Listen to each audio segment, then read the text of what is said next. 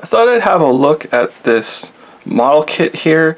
I just did a video on the Magic Factory weapon set, Russian weapon set, and this is really the only other competing option, which is the Dragon Models AK-47 74 family part 2. Like, it's really your only other option, but it's very dated. Like, I'll show it here in the like I'll show closer the sprues and everything, but some of these weapons are okay for current subjects, whereas the Magic Factory one is like ultra modern, like everything in it is current and up to date.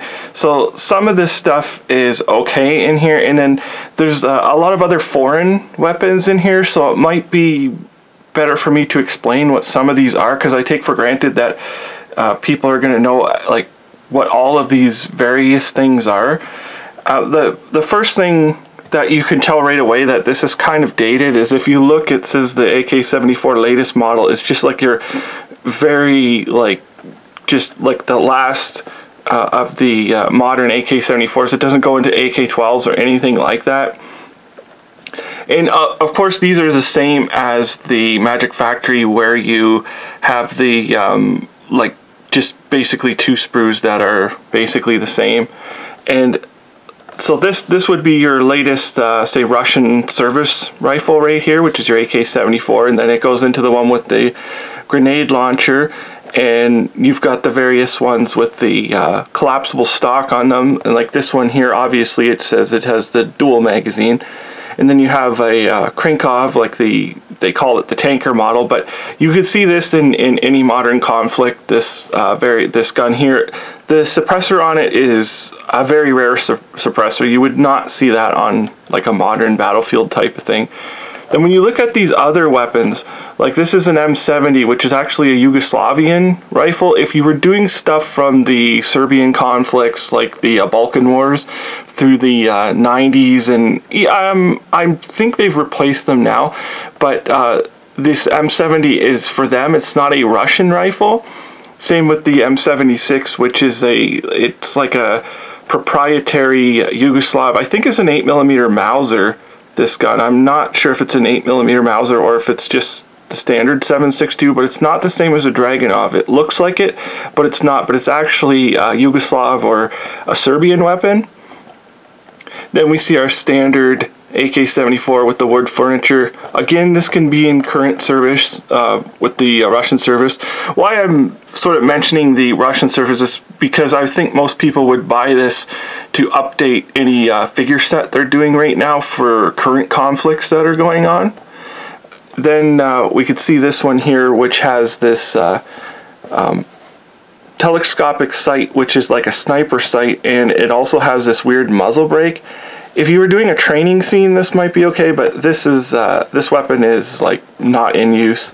And then you see the Krinkov, which is like a this version here, just it doesn't have the silencer. Totally up to date piece.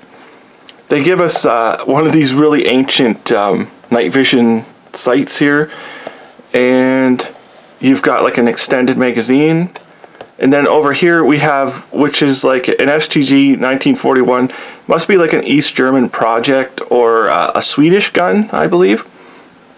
And then you have the M85, which would be the, I think it's in 223 in NATO caliber, but it's a Yugoslav gun or Serbian gun. I believe that's what this is. So it's going to be very specific to what you're building if you need that specific gun. And we move over here, which we have an older model Finnish gun. The RKM, I believe, is a Finland-produced gun.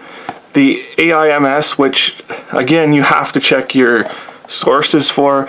I think it's a civilian or police model Romanian firearm and semi-automatic. Then we have our RPK, which is totally up to date, could be in any conflict right up to modern day. The Type 68 is a very weird one to include here because it's like a Chinese exclusive firearm. I don't know anybody who's used them in any conflict. The AMD, which would be a Hungarian gun here. And then we have this AMP. I'm not sure if that's a a Finland gun or not, and so very specific to what you'd be using that for. We've got SVT or SVD Dragunov, which is fine for current conflicts. It's a little bit dated, but this one's okay. And then you've got a PKM, which was included in the set by Magic Factory, which is basically up to date. And you've got an M82 Bullpup, which is sort of a concept. Again, I don't know why you would want that, because I don't think anybody would be using this for any reason.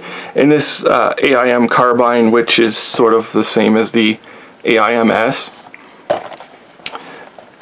And we'll have a look at the box. We have that. Then we just have our various other figure sets here, which they're showing Vietnam era subjects on here.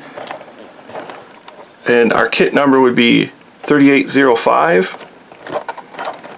And then on this side, not much info. And on the back, we get a little painting guide, which I've mentioned in the other video. They show you to paint them various colors. We've got like black, and then they basically want you to do them steel, the firearms. And I recommend following their guidelines to paint these. I'll show in a moment, like on this picture here, how, well, I can just show it now. I wanted to show how these guns are actually black. Like, this is ultra modern. These firearms here, if you were using it in current service, it would probably be quite worn and probably closer to a steel color. Like this firearm here, you could see how they're black, and the furniture is it's also black. It looks sort of dark grayish, but when you're painting these for modeling, you really, I think you're better off following the guidelines on here, because it makes them just look better in the diorama or whatever subject you're doing. If you do paint them black, what happens is they kind of look a little bit toyish, so I don't recommend it, but it's up to you how you paint them. So this is going to show us our paint guide here on the back of the box, and I will open it and have a look. I have opened this before. I believe I've used it before, but I just wanted to show it to give an idea, to compare it to the Magic Factory one. In this kit, I believe it retails for roughly $25. Like, if you can find it, it's about a $25 kit, something like that. And we'll show the sprues, and you'll see the details on the little guns are, like, they're just acceptable. They're not really all that great. Like, the molding on them is pretty soft, and you see in the grips and that, there isn't really that much detail. I mean, they're okay. Again, they're acceptable,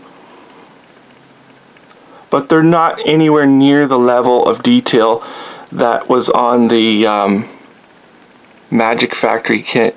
And now these pieces are optional pieces you can add to the really, you would only find these on something like a RPK. But we can have a look here. And because they're old, they kind of warp, and they've suffered damage over the years. I'm not sure when these were last released.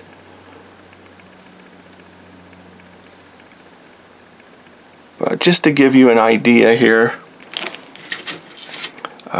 this is our, okay, this is a different sprue here. And you can see the wire stock, which is very hard to put on here. I find these wire stocks, you should really sand these down very good and fit them. They're actually quite difficult. They're very difficult to remove from the sprue also. You can see our Dragunov rifle here.